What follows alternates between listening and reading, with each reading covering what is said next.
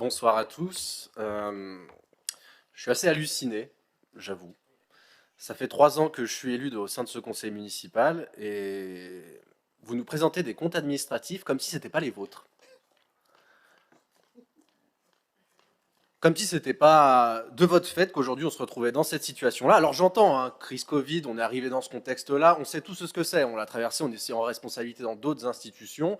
Euh, Crise Covid, crise en Ukraine, crise sur les fluides, etc., etc.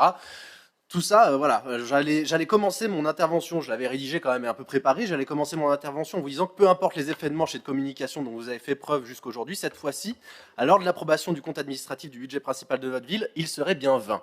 Il s'avère que vous arrivez encore à en faire et presque encore à faire passer le fait que vous n'étiez pas responsable, vous n'êtes pas responsable depuis 3 ans à la ville d'Annecy. Et aujourd'hui, bon, j'avoue que voilà, vous me déstabilisez moi aussi comme mon collègue Anthony Granger, mais sur la sémantique pour le coup. Nous vous l'avions dit en septembre dernier, d'ailleurs, la presse s'en était fait relais, et pour le coup, vous avez quand même continué de préférer rester vivre dans votre récit plutôt que de regarder la réalité en face. Votre gestion de la ville nous rapproche toujours plus de la mise sous tutelle. Le compte administratif qui recense le bilan de 2022 montre un état catastrophique des finances de notre ville. Le budget principal affiche un excédent de fonctionnement historiquement faible à 20,8 millions d'euros, qui se traduit par un taux d'épargne brute à 9,5%, soit sous le seuil d'alerte des 10%, comme nous l'avions prédit et comme vous l'avez à l'époque nié. Cette dégradation s'explique par un effet ciseau entre les dépenses de fonctionnement qui continuent d'augmenter fortement, plus 8,5% en un an, soit 15,5 millions d'euros, et les recettes qui progressent quant à elles de 7,1%, soit 13,5 millions d'euros. Or, sur 2022, les recettes ont été largement boostées par une hausse des tarifs votés par votre majorité en janvier de 2,5%, soit 4,6 millions d'euros en plus dans les caisses de notre ville. Ainsi que la hausse d'impôts, évidemment à ne pas oublier, de plus de 8% sur la taxe foncière et une surimposition sur la taxe d'habitation pour les résidences principales. Au total, plus 6 millions d'euros. Les résidences secondaires, pardon. Les hausses d'impôts ont rapporté 3 millions d'euros de recettes. Sans cette hausse, le taux d'épargne brute s'établirait à 8%, soit la cote d'alerte à partir de laquelle les banques refusent de prêter. On note que cette hausse, contrairement à ce qu'avait annoncé Monsieur le maire, n'a pas permis de sortir de la zone de l'alerte et de remonter au-dessus des 10%. C'est, nous le répétons, très inquiétant. Cette dégradation provient de l'absence de maîtrise des dépenses de fonctionnement qui explosent cette année. Les charges à caractère général augmentent de 16%, soit de 7 millions seulement en un an, et l'inflation des fluides n'explique que 2% de ceci. C'est notre patrimoine pléthorique de 750 bâtiments que vous refusez encore de réduire qui explique ces envolées. La masse salariale augmente de 6 millions d'euros, plus 5,3%. Les charges de gestion courante augmentent de 1 million d'euros, malgré une stabilité des subventions aux associations.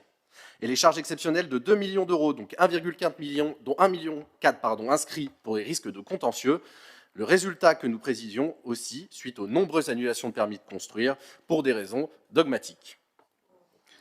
Côté investissement, les dépenses reviennent enfin à un niveau normal de 61,9 millions d'euros en 2022 contre 47,2 millions d'euros en 2021.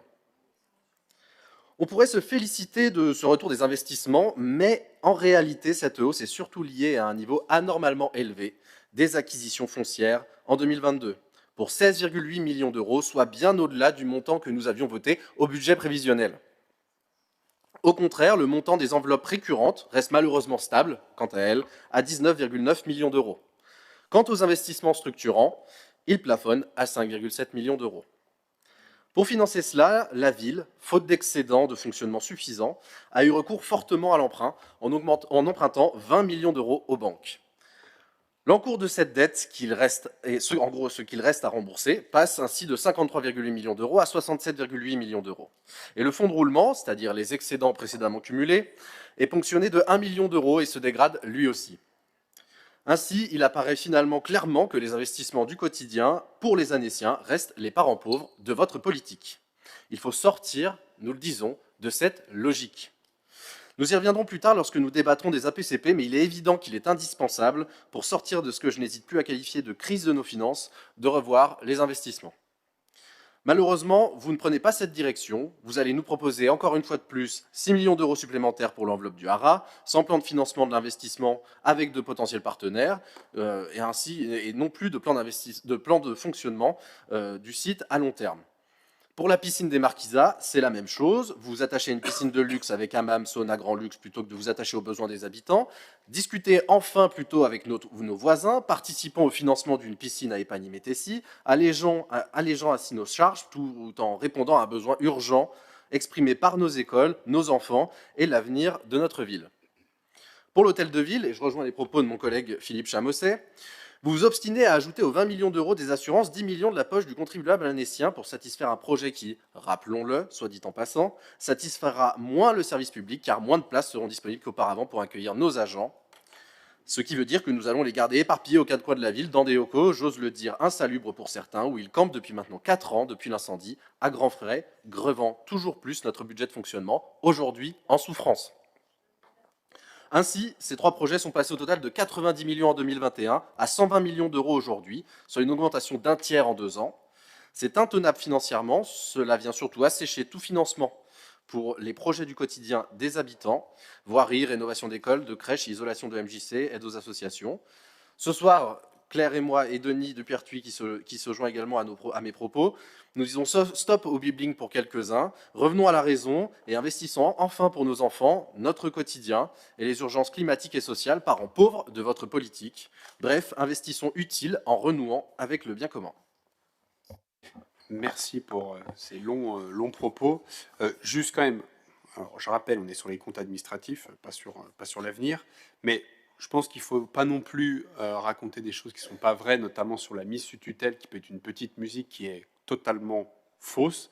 Il faut qu'on soit dans ce cas plus en capacité de rembourser nos emprunts, et on est encore largement loin d'être dans cette situation. Donc il ne faut pas non plus rajouter des choses. Oui, c'est quelque chose, il faut être vigilant, mais il ne faut pas non plus faire peur aux citoyens en pensant que la ville d'Annecy va être mise sous tutelle. C'est à l'heure actuellement loin d'être le cas, parce que sur cette partie-là vraiment spécifique, on a 21 millions d'épargne brute pour 6 millions d'euros de remboursement de capital de dette. Donc on n'est pas non plus, on est encore loin de finir dans le mur. Donc ça, c'est la première chose. Donc et l'emprunt qui augmente, on est à 3,2 ans, on n'est pas à 15 ans, à 50 ans ou je ne sais quoi. Donc on est encore sur cette partie-là, on a encore des capacités à faire. Après, je ne reviendrai pas sur tous les propos qui du coup seront redébattus dans la partie APCP, où on reparlera justement de ces points-là. Mais il faut quand même noter sur les différentes contraintes qu'on a mis, que ce soit sur le budget 011 et 012, on s'est vraiment focalisé pour contraindre ces différentes parties. Et je laisserai Nora répondre sur la partie, justement, construction. Non, mais c'est vrai que l'opportunité est bonne, Monsieur Grange. Vous êtes dans votre rôle. Vous êtes dans votre rôle, mais de me dire aujourd'hui, et c'est vrai que la question des permis de construire, la question des refus et d'une posture dogmatique, moi je ne peux pas me permettre de vous laisser dire des choses pareilles. Ça voudrait dire qu'aujourd'hui, tout le travail que nous menons depuis maintenant 2 ans et demi, sur le référentiel du bien construire, que tout le monde salue aujourd'hui, Monsieur Grange. Tout le monde salue. Et que le travail qui est mené aujourd'hui satisfait à la fois l'administration, satisfait les acteurs économiques. Aujourd'hui, c'est plus le sujet, on n'en parle plus. Ce qui est devant nous, c'est effectivement le contexte économique, le coût de l'inflation, le coût des constructions. C'est celui-ci aujourd'hui qui fait peine à sortir nos logements sociaux. Donc, enfin, je veux bien que vous ressortiez encore, je dirais, un adage d'il y a 3 ans. Oh, enfin, essayez de vous renouveler, Monsieur Grange. Ça serait plus sympathique pour tout le monde. Merci. Droit de réponse quand même, parce que Madame Nora Segolabidi est aussi parfaitement dans son rôle et elle sait très bien le faire. Madame Nora Segolabidi, vous pourriez vous renouveler. Ça fait 3 ans aussi que vous êtes élu et que vous me tenez le même discours. Ça fait 3 ans que je vous dis que la charte bien construire est une bonne idée, mais que ce matériel n'avait aucun effet, était en aucun cas une circonstance qui permettait de refuser des permis de construire. Vous savez, Monsieur Grange, est-ce que c'est moi qui mens lorsque je dis que déjà le plafond de verre. Je vous ai laissé parler. Monsieur Grange, je vous ai entendu, vous avez assez parlé, vous avez parlé depuis un bon moment. Permettez Permettez que je puisse répondre. Vous permettez. Non, mais vous me coupez la parole. Un quart d'heure. Vous me coupez la parole. Non, pas du tout. Pas du tout, Monsieur Grange, pas du tout. Vous inquiétez pas, je vais vous la redonner. Mais je tiens quand même à dire que nous avions effectivement annoncé ce plafond de verre et nous avons préparé l'ensemble des acteurs économiques à se préparer à cela. Et c'est bien pour cela que nous avons engagé avec eux des discussions. Et croyez-moi, s'ils avaient effectivement rentré dans le cadre du référentiel, la question de recherche des biosourcés, la question des matériaux, on n'en serait pas non plus ici si on avait travaillé depuis 20 ans sur les questions de filière. Mais il faut rentrer sur le fond des sujets, Monsieur Grange. Rentrons sur le fond.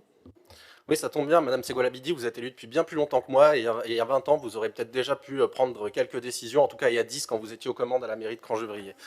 En l'occurrence, et je suis ravi que nous ayons un superbe compte-rendu qui visiblement est bien exhaustif, puisque nous en avons largement parlé en début de conseil municipal, vous pourrez constater, et je me ferai un plaisir d'ailleurs de revenir au prochain conseil municipal et aussi, pour relever une nouvelle fois que vous coupez la parole à l'opposition et que vous souhaitez la faire taire. C'est vos propos, ce sera inscrit au procès-verbal et j'y reviendrai avec grand plaisir.